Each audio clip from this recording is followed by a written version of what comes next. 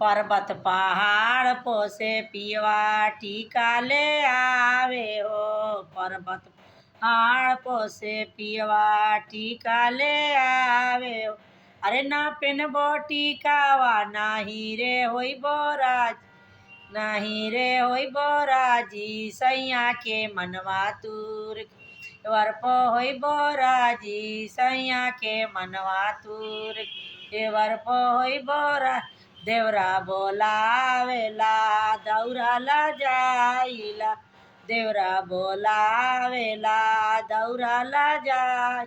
अरे पियवा बोलावे उठेला क पर्वत, उठेला क पर्वती सैया के मनवा तूर के। पर होइबो राजी सैया के मनवा तू। देवरा बोलावेला दौड़ाला जाइला। देवरा बोलावेला दौड़ाला ए पियवा बोलावे उठेला क पर्वत, उठेला क पर्वत।